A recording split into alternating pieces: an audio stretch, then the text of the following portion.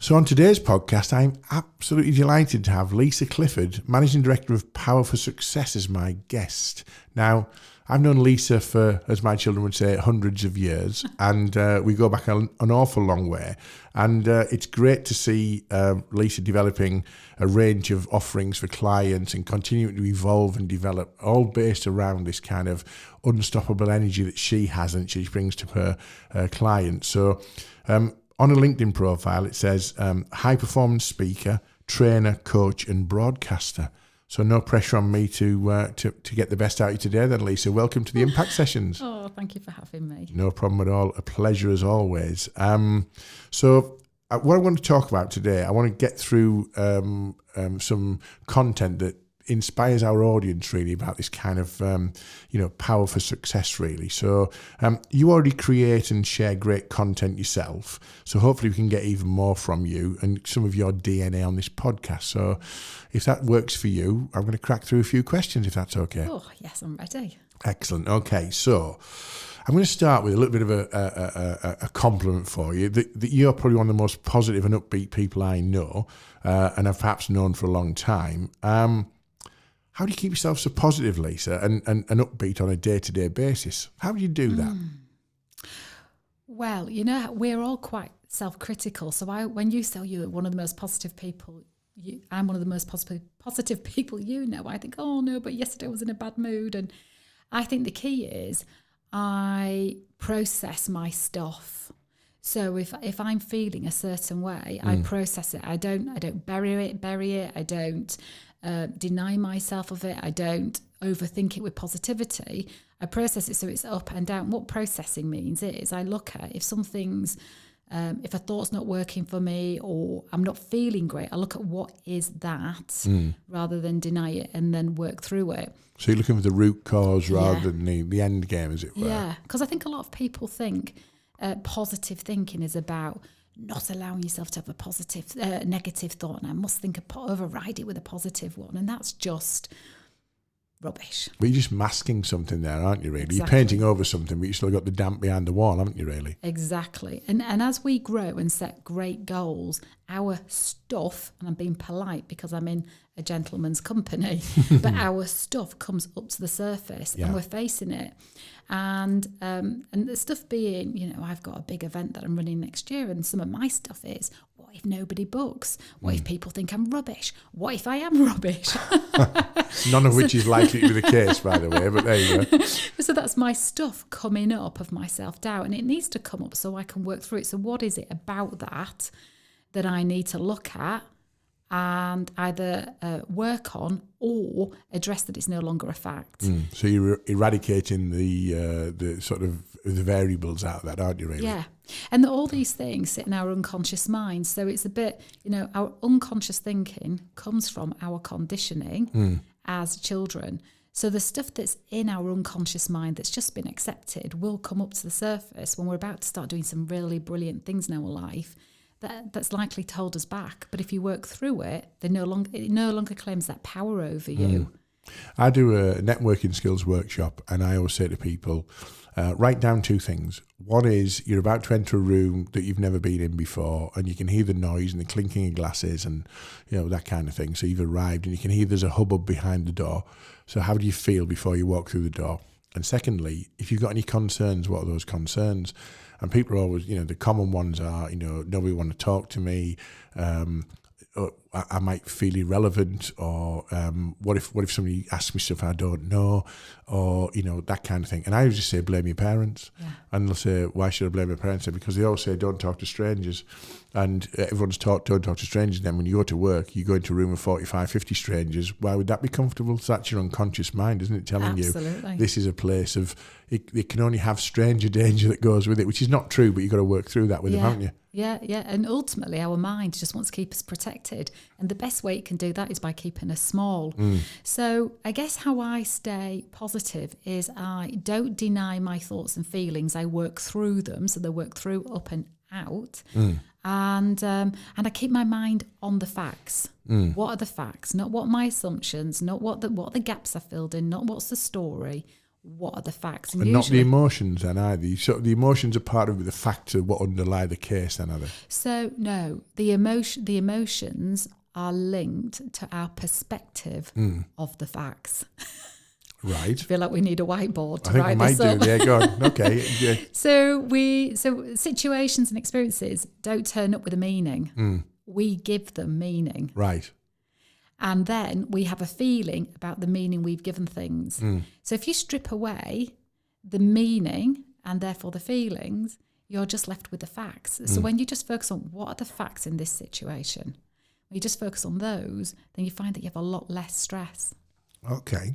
Oh, we've got deep fast. We've got there, Nick. deep, very early. You've gone very, very, very quick, very dark, very deep. Okay, so this podcast is entitled Creating the Unstoppable You, okay? So what do you think are the most common things that you see that actually stop people from realising their true potential? You've got years of experience of working with people who are, they never quite get there, or they're engaging you to help them to get there. What are the most common blockages that you see? There's two. And I see this so frequently. Number one is they don't dare to dream big enough, because what's the point?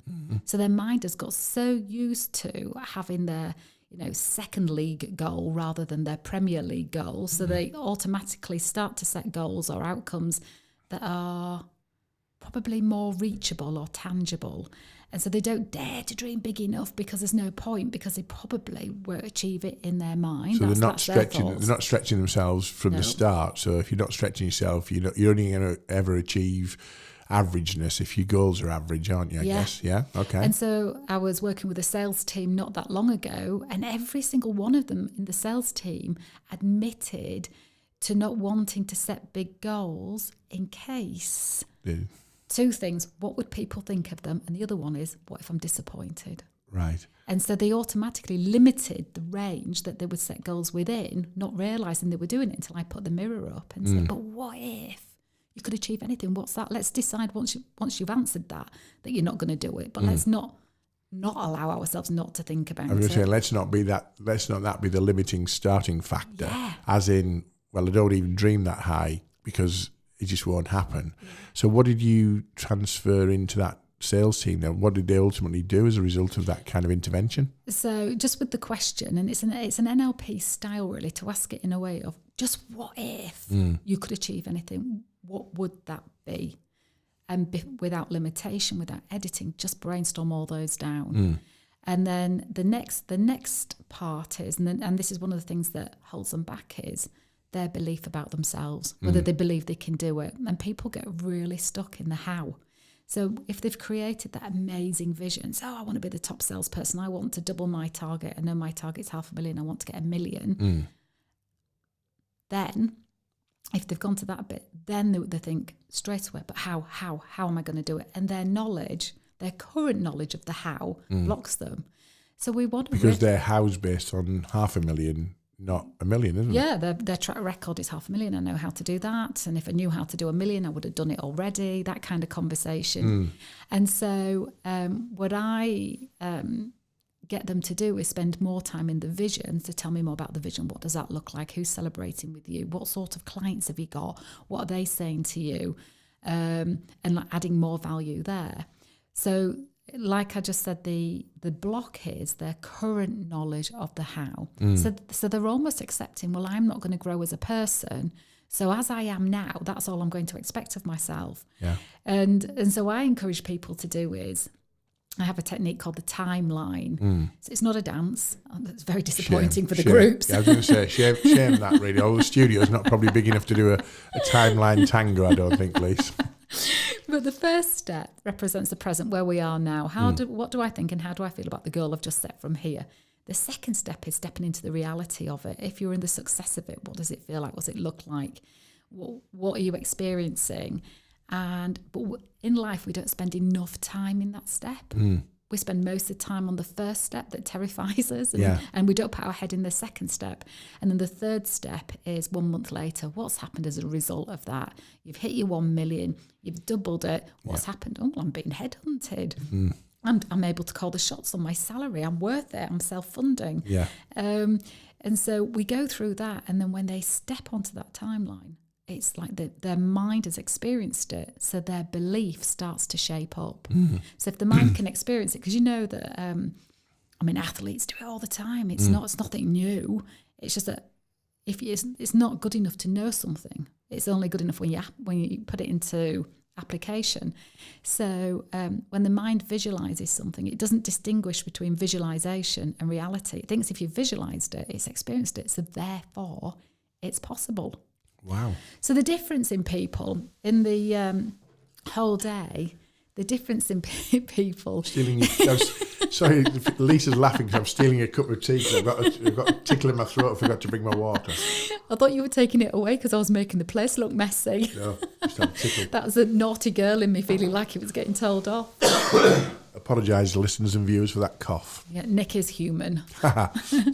So, but the difference in the room, we spend the morning explaining, when I do this Be Unstoppable Day, that's actually part of a leadership program. But in the morning, we're educating the mind. Then when we come to do right now, what is possible, and we put it on the timeline, the difference in the energy and belief and what people are talking about, how they're talking, how they're standing, it's like putting a light switch on. It's pretty amazing.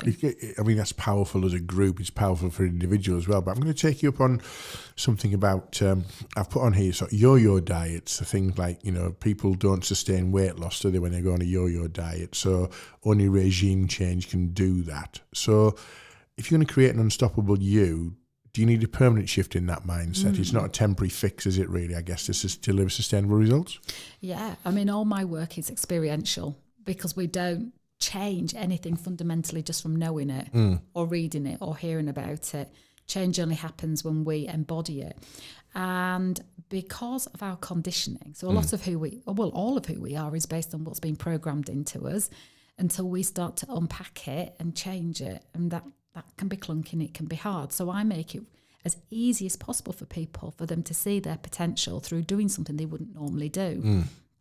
We will come on to those two things in a minute that I'm aware of that you do, which they are, a bit of a game changer for a lot of people when they've done them. But we'll hold our. I'll wait for the cue. Yeah, we'll hold our gunpowder on that one for now. So the way that people change the way that they think is by experiencing something that is undeniable, and then it is programmed in the same way the other stuff is. The other thing is we have to experience something because it changes our cellular DNA, which then also impacts the way that we move forward or back. So the quick fixes help that initially, just maybe that initial mind shift or power shift in the brain, but sustainability is about behaviour change. And is that kind of how it works? They've got to do the quick fix first to see something that just changes perception. Yeah, we do something that defies logic, that actually tells the mind what you have believed to be true for years actually in circumstances isn't. So what else do you believe to be true that holds you back, that you can shift, so therefore you can move forward in the direction you want to go in? Okay. Now, I want to talk to you about cynics, okay? You work individually with people who've said, I want to work with Lisa Clifford, I want to be an unstoppable person. But you also work with teams.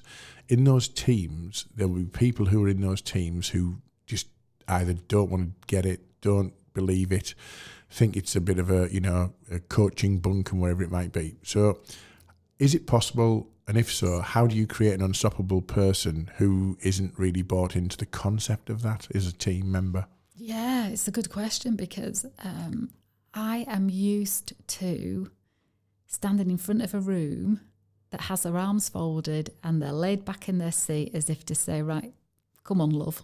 Impress me. Yeah, impress me. Do your stuff. I don't need motivating. And in fact, they're right. They don't need motivating. It can't come from somebody else. As you say, don't call me a motivational speaker or an inspirational speaker.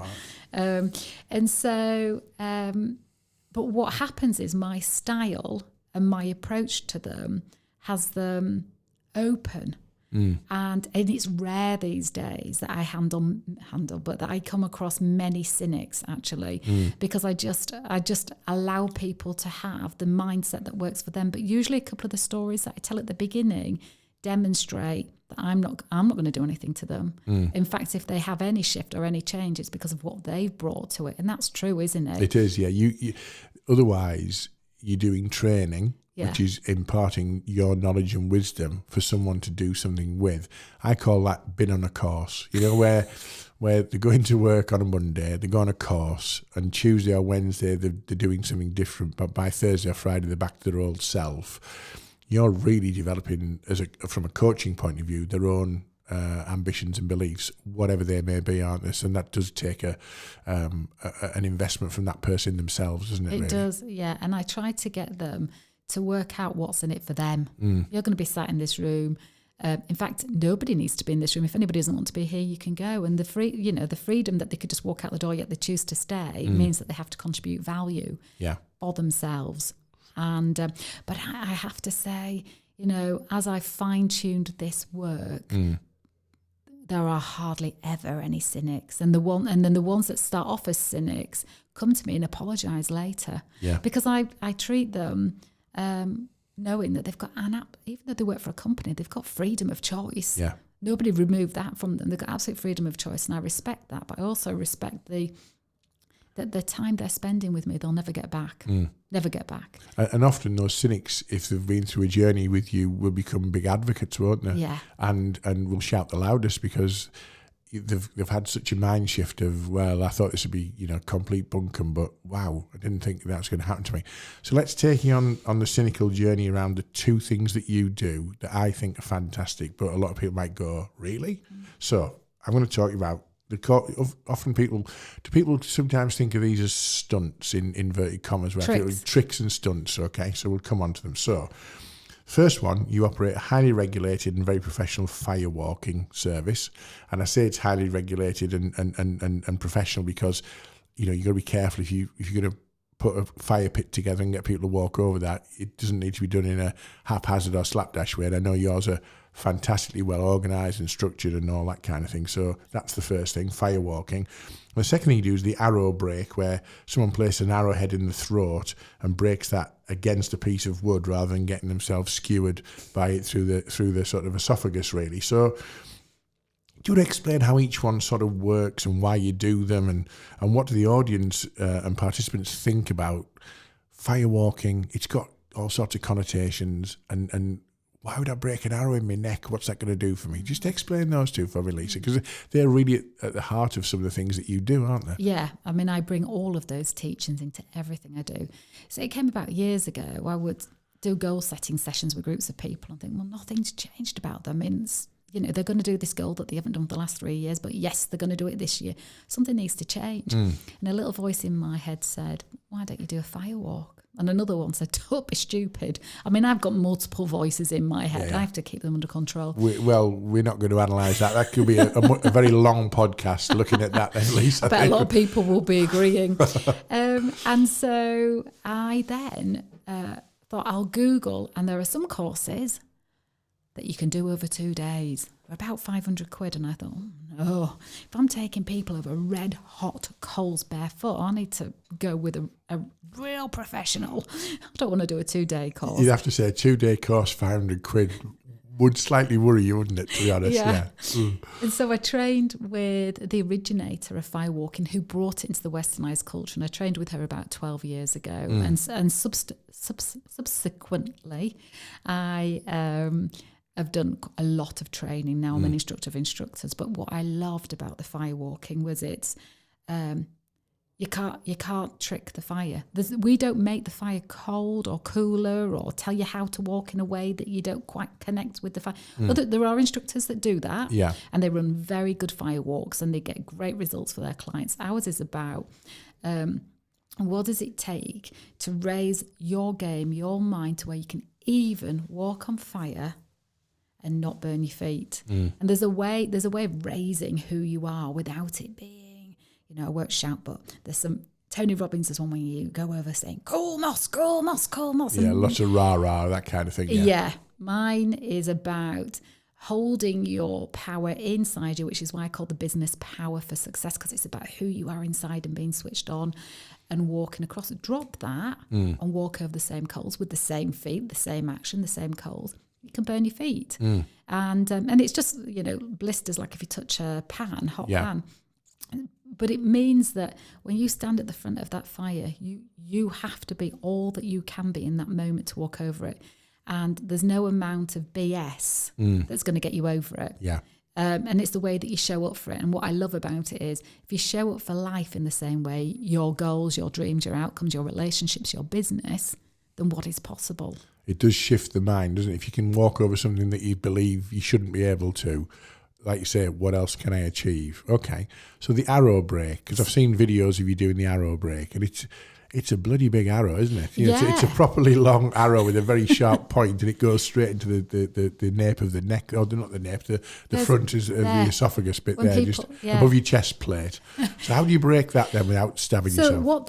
Everything has to serve a purpose. Now, just going back a tiny bit about the firewalk, when I'm doing my talks and my speaking on stage and my workshops, I say to people, we're not firewalking today, but I guarantee most of you will wish once I finish that there's a fire waiting for you. And they think, yeah, I'm really glad you haven't got one. But when we get to the end, always people come up to me and say, I want to do a fire walk with you. I want to do a fire walk with you. Because their comfort zone's stretched ready for them to do it. It's quite a challenge building a fire pit though, isn't it? It's not something you just turn up and rock up and do. You got to, how long does it take to build one? So we get a ton of logs. We have to get we work with silver birch logs, and it takes about an hour to build it. Yeah. But it's where you build it, it's how you build it.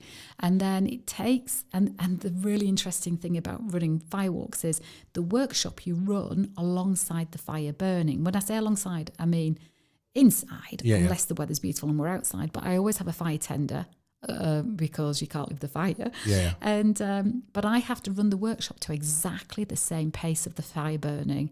If there's a wind, if it's raining, they all burn at different paces. Right.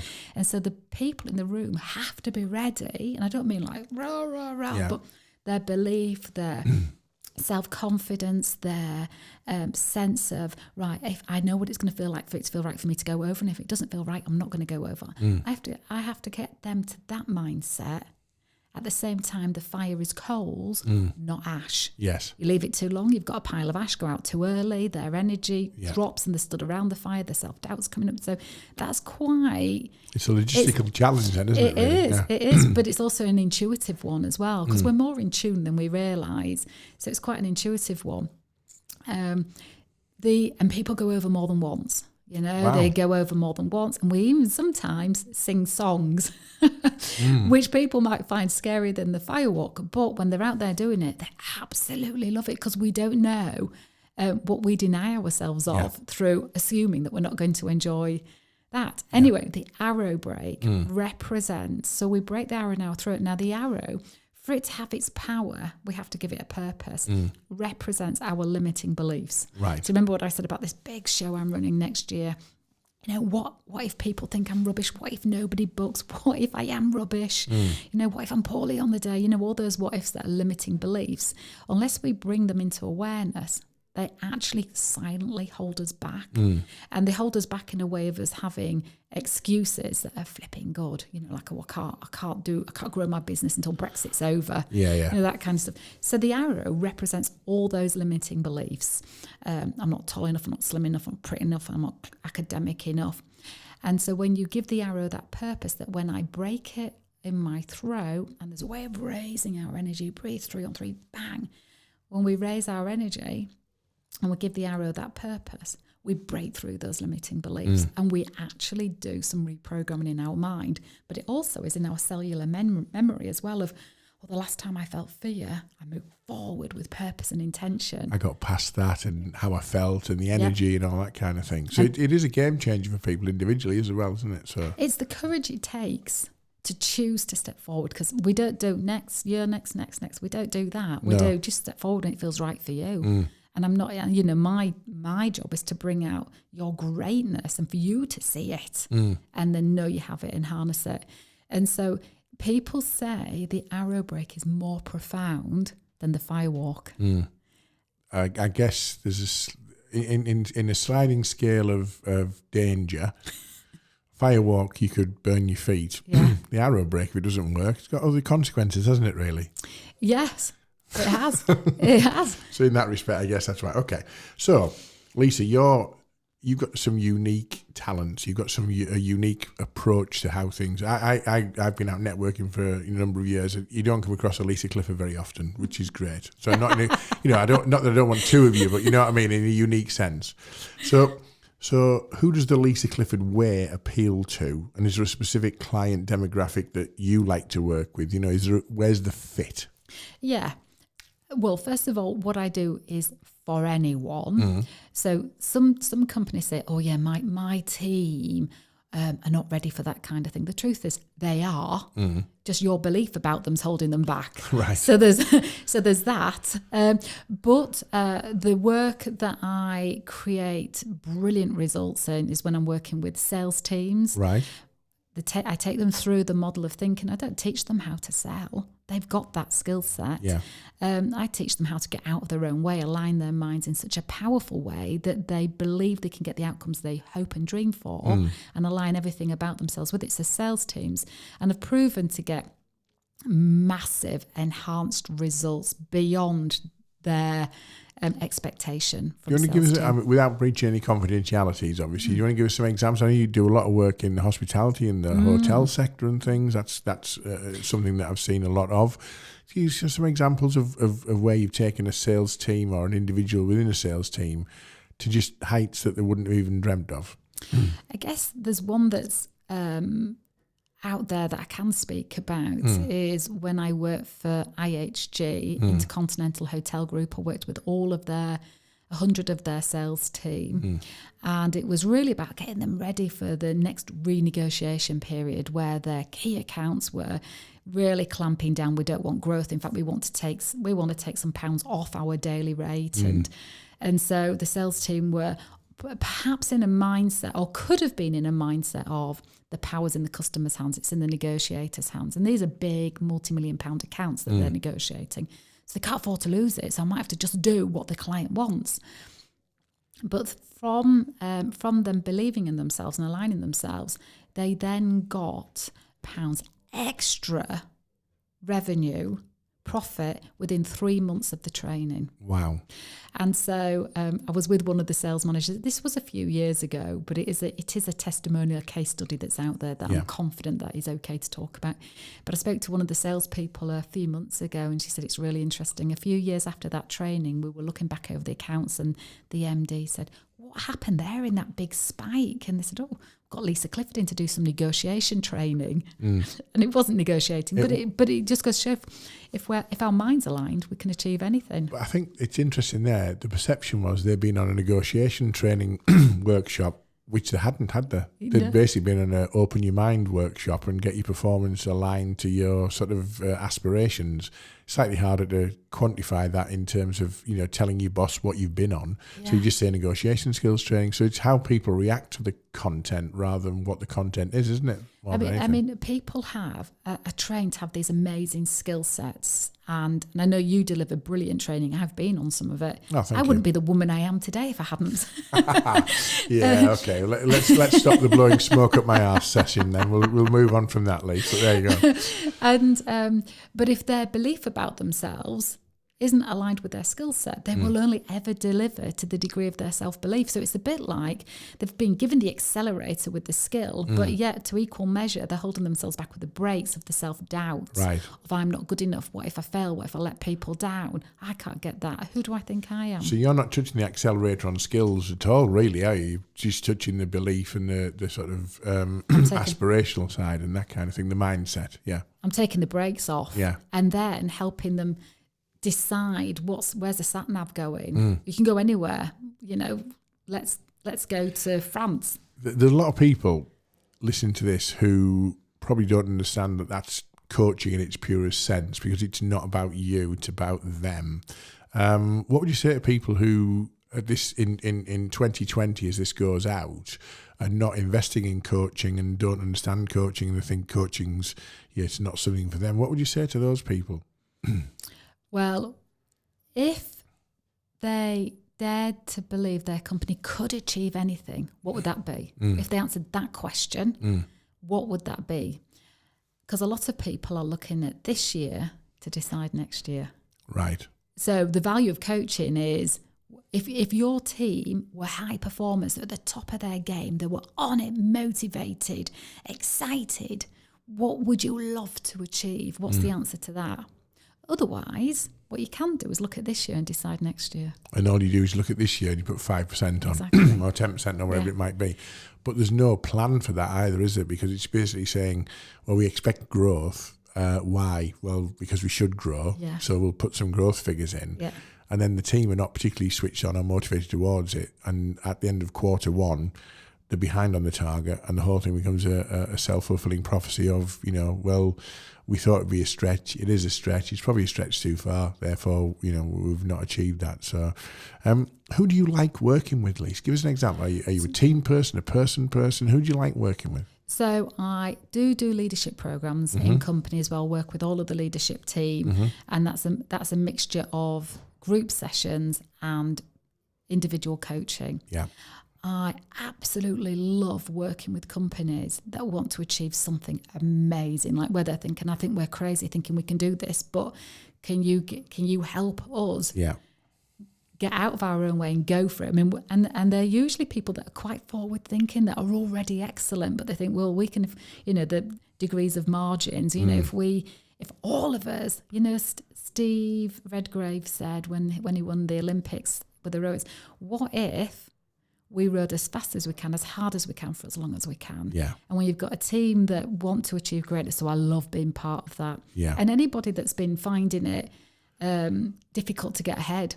I mean, I'm not looking for an easy life. I want the big challenges, the big targets. Yeah. And I quite like it when I work with a company and say, let's put a target on what return on investment you want for this. Because that way you're backing yourself to deliver for them as well. Interestingly, you don't do coaching with sports people and sports teams, though, do you? Not sports teams, although I have worked with a professional racing car driver that won Le Mans, Guy Smith. Yeah. And I worked with him a few years ago. I have worked with a football team. Which one? Scunthorpe's under nines. Scunthorpe under nines. Yeah, that might qualify as football team. That was an absolutely brilliant. It was somebody's dad that met me networking and said, "Will you come and speak to our kids? They've not won for 2 years. Yeah. The minute they start losing, the head's down. Will you come and talk to them?" And I thought, well, I know nothing about children. I've got golden retrievers, and I know nothing about football. Yeah. But I got them to sit in a circle around me, well, a half circle. And I said, right, you remember Kilimanjaro, you remember arm exercise, you remember better than your best, you remember that. I gave them all something to remember because I had nowhere to put my notes. Yes. So I made them my notes. And anyway, we went through it and made it really experiential. I didn't dumb it down because I didn't know how to, so they had to put up with me. But then the dad called me a few weeks later to say, in fact, it was about a month later, and he said they've played 4 matches and won 4 matches. And he said, but the best bit is their encouragement to each other on the pitch. They're shouting out, you can do better than your best, focus, arm exercise, all of those things. And so, I've worked with a sports team. Excellent. Well, as a Middlesbrough fan, I might just introduce you to our team management and coaching team up in the Riverside in Middlesbrough, because if we need some help winning some games, that might be exactly where we look, Lisa. So, listen, Lisa, it's been an absolute pleasure. It's over. Listen, I mean, we keep these sort of short and bite-sized so our listeners are inspired. That's hopefully, I'm sure it has inspired some of our listeners. I'll give you one chance to give me a golden bullet answer. If someone's holding themselves back, what should they be doing? What should they be thinking about? What's the one little piece of advice you'd say to somebody? Try this. So I think it's probably a question. So if they've got a goal they want to go for, but they're holding themselves back or putting it off, I would ask them, just for them to ask themselves, what am I keeping myself safe from? Oh, great question. To see if that's real or not. In most cases, it won't be real, will it? It's just a perception, isn't it? Okay. What a great answer to a great sort of a final piece of advice, Lisa, for the listeners. So thank you for being my guest. Always a pleasure to be in your company. I'm going to sort of walk out of here 10 feet tall, full of positivity and powered for success. But I think I've already got that mindset in the first instance. So to some extent, you're just rounding off some of the edges, I think, Lisa. So thank you for being my guest on the Impact Sessions. All your contact details will be on the end of the podcast. And hopefully our audience will be absolutely wowed by that and ready for powering forward in the rest of 2020. Thank you. I've loved it. Thank you.